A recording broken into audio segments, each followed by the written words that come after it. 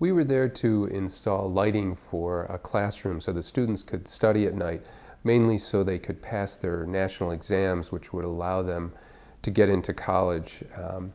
We had to install the solar panels, batteries, and other equipment that would allow the classroom to be lit up for 3 or 4 hours a night.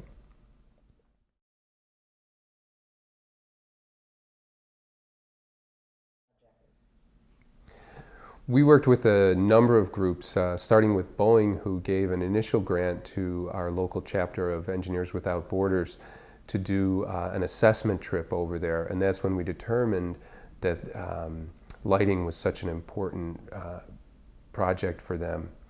We also got a very large grant from Rotary to actually do the installation, to buy the equipment, and to travel over there. And we worked with the school very closely on which buildings to light, how it should work, where to locate the equipment, how they would pay for the ongoing upkeep, and also worked with a local NGO called Energy for Opportunity, which installs solar power throughout Sierra Leone.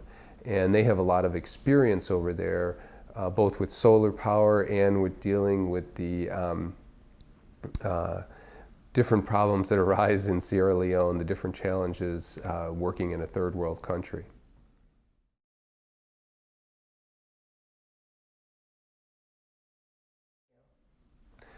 Well, the highlight was certainly turning the lights on.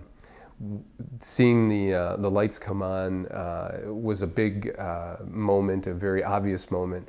And we went there one evening before the big lighting ceremony was to take place. And we went there with some teachers and some of the principals and just wanted to make sure everything worked and that we had enough light.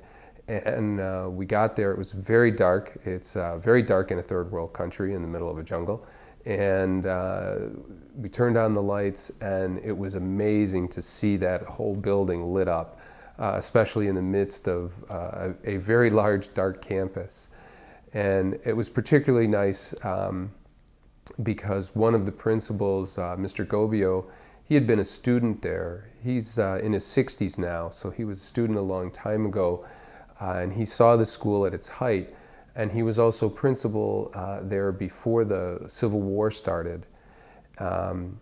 And now he's principal afterwards. So he's seen the school go through that transition. And as we were walking through the now lit up classroom, he became very emotional and told me how much it meant to him that the school was now lit for the first time in 17 years.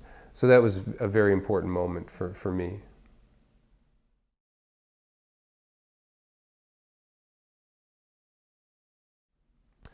The next step is a big one. We're actually going back to Sierra Leone in April to drill a well and see if we can get enough water to provide not only drinking water, but even water for sanitation and even showering. We'll install that well as a hand pump and then gather information on how best to provide electricity for pumping of the water.